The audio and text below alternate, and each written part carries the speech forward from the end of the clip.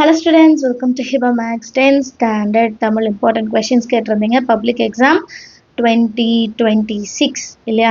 நாளைக்கு நம்மளோட எக்ஸாம் எல்லாரும் கேட்கலாம். நாளைக்கு எக்ஸாம் வச்சுட்டு இப்போ கொடுக்குறீங்க எங்களுக்கு இம்பார்ட்டன்ட் கொஷின்ஸ் அப்படின்னா எஸ், எப்போவுமே நான் இம்பார்ட்டன்ட் கொஷின் கொஞ்சம் லேட்டாக தான் தருவேன். ஏன்னா ஃபஸ்ட்டே இம்பார்ட்டன்ட் கொஷின்ஸ் கொடுத்தா அது மட்டும்தான் படிப்பீங்க. அண்ட் எனக்கு அதில் விருப்பம் கிடையாது, சரிங்களா. ஸோ ஏன் இப்போ லாஸ்ட் மினிட்ல தரீங்க அப்படின்னு கேட்டிங்கன்னா, எனக்கு இதெல்லாம் நீங்கள் மிஸ் பண்ணிட்டு போயிடக்கூடாது, சரிங்களா. ஸோ அதனால தான்.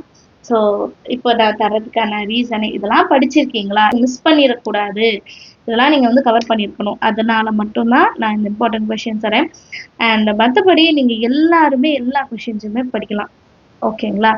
எதையுமே ஸ்கிப் பண்ணாதீங்க. ஏன்னா தமிழ் ஏழு இயல் தான், அதில் புக் பேக் கொஷின்ஸ்ன்றதும் கம்மி தான். நம்ம கண்டிப்பாக அதெல்லாம் முடிச்சிடலாம். கொஞ்சம் ஆவரேஜாக இருக்கேனா அப்படின்னு உங்களுக்கு டவுட்டாக இருந்தால் வேணால் இம்பார்ட்டன்ட் கொஷின்ஸ் எல்லாம் ஃபஸ்ட்டு பார்த்துடுங்க. அதுக்கப்புறம் பேலன்ஸ் இருக்கிறதையும் பார்க்கணும், சரிங்களா. ஸோ லெசன் 1 ஃபஸ்ட் இயல் குருவினால 1, 2, 4, 5, சிறுவினால 1, 2, 3 அண்ட் நெடுவினால 1 and 3 அதிக வாட்டி கேட்ட கொஷின்ஸ். ஸோ இது கவனமாக பார்த்துக்கோங்க. ஒரு ஸ்க்ரீன்ஷாட் எடுத்துக்கோங்க, சரிங்களா. டைம் வேஸ்ட் பண்ண வேண்டாம். லெசன் 2 குருவினா சிறுவினா நெடுவினா. ஸோ 1, 2, 3, 5 சிறுவினா 1 and 2, நெடுவினா 1 and 2. அடுத்து லெசன் 3ல குருவினா 1, 3, 5 சிறுவினா 1 and 2, நெடுவினா 2 and 3. விருந்தோம்பல் கொஸ்டின் நிறைய வாட்டி கேட்டிருக்காங்க, சரிங்களா. ஸோ அது நல்ல அந்த ஆஸ்டிக் போட்டிருக்கனால இம்பார்ட்டன்ட் அர்த்தம் பார்த்துக்கோங்க. அடுத்து லெசன் 4 குருவினால் 1, 2, 3, 4 சிறுவினா 1, 2, 5 நெடுவினால 1 and 2 செகண்ட், சரிங்களா. அந்த கொஸ்டின் முக்கியம். லெசன் 5ல 1, 2, 3 சிறுவினா போராட்ட கலைஞர். அடுத்து லெசன் 6 பொறுத்த வரைக்கும் குருவினா 1, 3, 4, 5 சிறுவினா 1 and 2 நெடுவினா சிலப்பதிகாரம் கொஸ்டின் இருக்கும், சரிங்களா. அது கவனமாக பார்க்கணும். அடுத்து லெசன் 7ல 1, 2, 3, 4 சிறுவினா 2, 3, 4 நெடுவினால 1 and 3. யாரெல்லாம் ஸ்டடி மெட்டீரியல் வச்சு படிக்கிறோம் இல்லை மினி மெட்டீரியல் வச்சு நீங்கள் படிக்கிறீங்க அப்படின்னா அதில் ஒரு 6 பாயிண்ட் கொடுத்துருப்பாங்களா, அந்த 6 பாயிண்ட்டை கரெக்டாக நம்ம பார்க்கணும். அதில் நீங்கள் எந்த மிஸ்டேக்கும் பண்ணக்கூடாது, சரிங்களா. அதுக்கப்புறம் படிவம் கடிதம் ஆல்ரெடி சொல்லிட்டேன். ஒரு 4 கொடுத்துருப்பாங்க, அந்த 4யுமே நீங்கள் பார்த்துருக்கணும். அது மட்டும் மிஸ் பண்ணிடாதீங்க, சரிங்களா. அண்ட் பேலன்ஸ் உங்களுக்கு இந்த மொழிபெயர்க்க இலக்கண குறிப்பு பகுப்பத உறுப்பிலக்கணம் அதுவும் கொடுத்துட்டேன் நான். ஸோ நெக்ஸ்ட் அழகிடு வாய்ப்பாடு கேட்டிருந்தீங்க, அதுவுமே நான் கொடுத்துட்டேன். திருக்குறள்ல எல்லாமே பார்த்துருங்க. அவ்வளோதான், நீங்கள் எல்லாமே கேட்டிருந்தீங்க. ஸோ அதுக்கு தகுந்த மாதிரி நான் எல்லாமே கொடுத்துருக்கேன். நான் வேறு ஏதாவது மிஸ் பண்ணியிருந்தேன்னா சொல்லுங்கள். மற்றபடி இம்பார்ட்டன்ட் கொஷின்ஸ் தான் லாஸ்ட்டாக கேட்டிருந்தீங்க, அதையுமே கொடுத்துட்டேன் நான். அண்ட் புக் இன் 1 மார்க் நிறைய பேர் அது கேட்டிருந்தீங்க.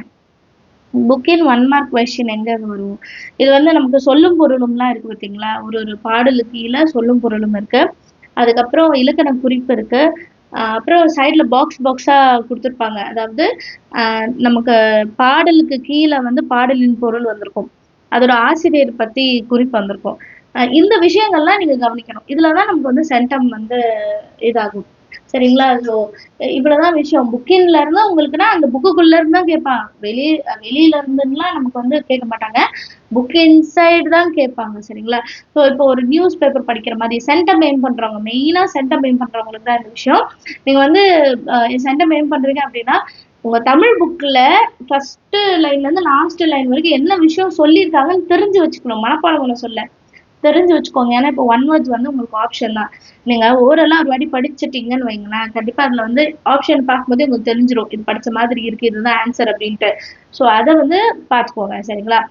நீங்க இனிமே உட்காந்து நான் மனப்பாடம் பண்ணணுமா அப்படின்னு கண்டிப்பா யோசிக்காதீங்க. ஒரே ஒரு வாட்டி அந்த பாடல் படிக்கிறீங்க, பாடல் கீழே பாடலின் பொருள் ஆல்ரெடி இதெல்லாம் நம்ம நெடுவினா சிறுவினாலாம் படிச்சிருப்போம். எக்ஸ்ட்ராவா நம்ம நிறைய எஃபர்ட் போட போறது இல்லை. ஸோ மிஸ் பண்ணிடாதீங்க, சரிங்களா. அந்த பாட்டுக்கு கீழே இருக்க பாடலின் பொருள் எழுதணும், ஆசிரியர் குறிப்பு இருந்தால் அதை எழுதணும். உரைநடையில ஹெட்டிங்க்கு கீழே ஒரு பேராகிராஃப் கொடுத்துருப்பாங்க, இதெல்லாம் மிஸ் பண்ணிடாதீங்க. இலக்கணத்துலயும் சேம் அவங்க அடிஷ்னலா கொடுத்துருப்பாங்க பாருங்க, அது அந்த பாக்ஸா கொடுத்துருக்கிறது எல்லாமே ஒரு வாட்டி நீங்க படிச்சு பார்த்தாலே போதும், அதுல தான் கொஸ்டின்ஸ் வரும். ஸோ நீங்க சென்டம் எய்ம் பண்ற விஷயத்த நீங்க எந்த காரணத்தை கொண்டும் நீங்க தவற விடவே வேண்டாம், சரிங்களா. கண்டிப்பா உங்களால சென்டம் எடுக்க முடியும். அந்த புக்கை மட்டும் நீங்க ஃபுல்லா தரவு பண்ணிடுங்க, ஒரு வாட்டி கிளான்ஸ் பார்த்துடுங்க.